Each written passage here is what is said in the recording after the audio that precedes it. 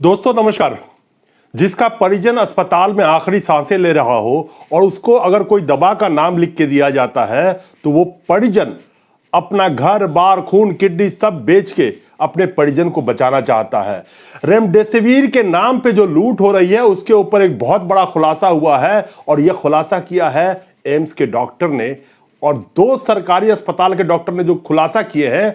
आप चौंक जाएंगे कि जिस दवा का कोई महत्व नहीं है इस कोरोना की बीमारी में, जिसका कोई इलाज में कोई योगदान नहीं है, उस दवा के लिए लोग लाखों लाख रुपए खर्च करने को तैयार है। भारत 100 करोड़ से ज्यादा लोग जिनके पास पैसे नहीं है और जो ग्रसित होंगे अगर इस बीमारी से, वो कहां से पैसे लाएंगे? जरा ध्यान से सुन ले। वो परिजन जो रेमडेसिविर के पीछे पागलों की तरफ पड़े हुए हैं और उनको बड़गलाया जा रहा है, आज ध्यान से सुन ले। एम्स पटना के डायरेक्टर प्रभात कुमार सिंह ने हाई कोर्ट में बयान दिया है। पटना हाई कोर्ट ने जब पूछा कि बिहार में कोविड की कैसी तैयारी है, उस पर सुनवाई चल रही थी। मैं गुजारिश करूंगा कि इस वीडियो को मैं कभी नहीं कहता कि आप शेयर करें, इसको शेयर करें ताकि परिजन, हाथ जोड़ के कहता हूं कि वो परिजन जो घर बेचने को तैयार है, लाला से उधार लेके किडनी बेचने को तैयार है अपने परिजन को बचाने के लिए, रेमडेसिविर खरीदने के लिए, उन तक ये पहुंचाइए कि किस कदर से इस दवा के नाम पे जो लूट हो रही है। हमारे देश में सरकार नहीं सर्कस चल रही है कि दवा के मामले में भी इतना कंफ्यूजन है कि एक एम्स के डॉक्टर कहते हैं ये कोई इसका जरूरत ही नहीं है, इसमें यह साबित नहीं हुआ कि रेमडेसिविर इस बीमारी में कारगर है। खैर, बयान सुन लीजिए पहले।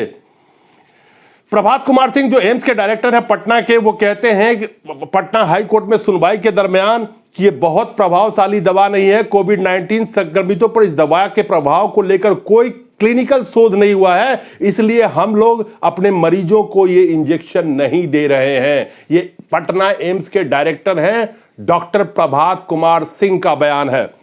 इसी तरह से नालंदा मेडिकल कॉलेज, बहुत ही रिनाउंड मेडिकल कॉलेज है, उसके अधीक्षक डॉक्टर विनोद कुमार सिंह ने कार्यालय से आदेश जारी कर सभी चिकित्सकों से कहा है कि कोविड-19 के इलाज के लिए रेमडेसिविर इंजेक्शन प्रेस्क्राइब ना करें। रेमडेसिविर मरीजों को नहीं देना है।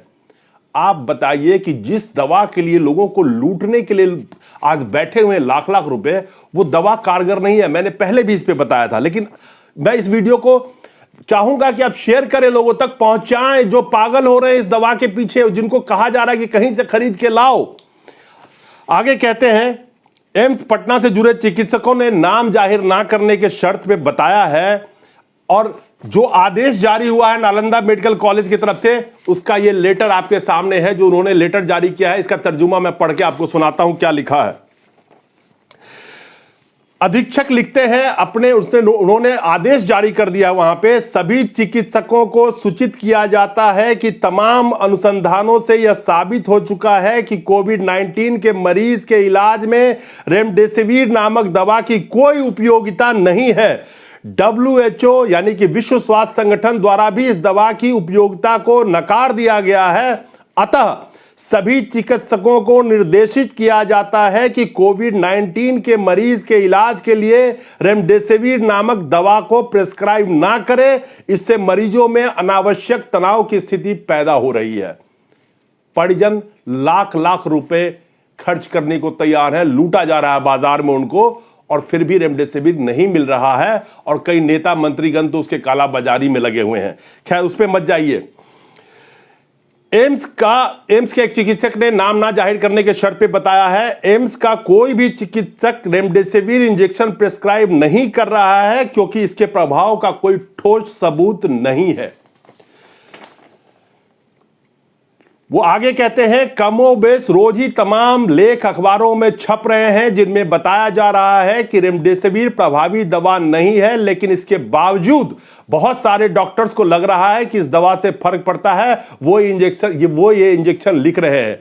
दूसरी तरफ Indian medical association IMA Bihar, उनका क्या कहना है, रेमडेसिविर नाम की दवा से कोविड-19 के रोगियों की मृत्यु को कम करने का कोई वैज्ञानिक प्रमाण नहीं है। इसका केवल कुछ रोगियों में बीमारी की गंभीरता को कम करने के लिए विवेकाधीन, आप चाहे तो कर सकते हैं, विवेकाधीन उपयोग होता है। इसलिए लोगों द्वारा रेमडेसिविर के लिए भागदौड़ मचाना उचित नहीं है। रेमडेसिविर पर प्रभाव, अस्पतालों के तरफ से रेमडेसिविर के प्रभाव पर सवाल उठाए जाने के बावजूद बिहार में चिकित्सक अपनी पर्चियों में कोविड-19 मरीजों के लिए रेमडेसिविर इंजेक्शन धड़ल्ले से लिख रहे हैं, और बिहार क्या पूरे भारत में लिखे जा रहे हैं और लोगों को पागल बनाया जा रहा है। तो इस देश में बताइए, जहां पे वो दवा प्रभावी नहीं है, दो बड़े एम्स के डायरेक्टर पटना के हैं प्रभात कुमार जी, वो कह रहे हैं, नालंदा मेडिकल कॉलेज के वो भी कह रहे हैं, WHO पहले ही कह चुकी है, वो कहते हैं हम तो रेमडेसिविर प्रेस्क्राइब ही नहीं करते। जो परिजन रेमडेसिविर के पीछे जिनको भगाया जा रहा है, आखिर क्यों भगाया जा रहा है? और जब इतने बड़े पैमाने पर जिस दवा का कंफ्यूजन हो, और उस दवा के लिए जो 800-900 रुपए की दवा है, उसके लिए लाख लाख रुपए लोगों से वसूला जा रहा है, क्या कह सकते हैं इस देश में? फिर कहता हूं, सरकार नहीं, ये सर्कस चल रहा है और आम जनता के साथ लूट। लोग 2 जून की रोटी के लिए मोहताज हैं और उनको भगाया जा रहा है। खैर, इस वीडियो को फिर कहता हूं कि शेयर कीजिएगा, ताकि जिन परिजन को लूटा जा रहा है, और मेरे ख्याल से 90% लोग जो सीरियस होंगे, उनके परिजन को रेमडेसिविर के पीछे दौड़ाया जा रहा है। वो घर बार किडनी सब बेचने को तैयार है, खून बेच के किडनी वो रेमडेसिविर खरीदने को तैयार है। लेकिन नोटिफिकेशन आपको दिखाया, आप खुद भी देख सकते हैं, डाउन टू अर्थ की रिपोर्ट है, जाके पढ़िए कि वहां पे फिर 2 एम्स के डायरेक्टर हैं, बिहार एम्स के डायरेक्टर और नालंदा मेडिकल कॉलेज के जो अधीक्षक हैं, उनका कहना है कि यह दवा कारगर ही नहीं है, क्यों दौड़ा रहे हैं, हम ये दवा लिख ही नहीं रहे हैं। आखिर ये क्या षड्यंत्र है, ये तो आप समझ सकते हैं।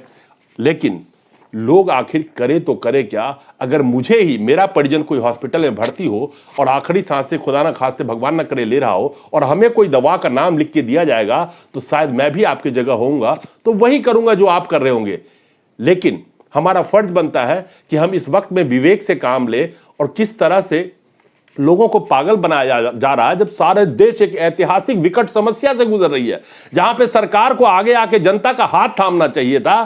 खैर, सरकार तो रैली में बस व्यस्त है, चुनाव में व्यस्त है, किसी तरह बंगाल जीतना है, किसी तरह आसाम जीतना है, लेकिन जनता को कैसे जीत पाओगे? और ये जो नाकामयाबियां हैं, उसको छुपाओगे कैसे? ये तो इतिहास लिखा जाएगा, और किस अक्षर में लिखा जाएगा, यह आने वाला वक्त ही बताएगा। नमस्कार।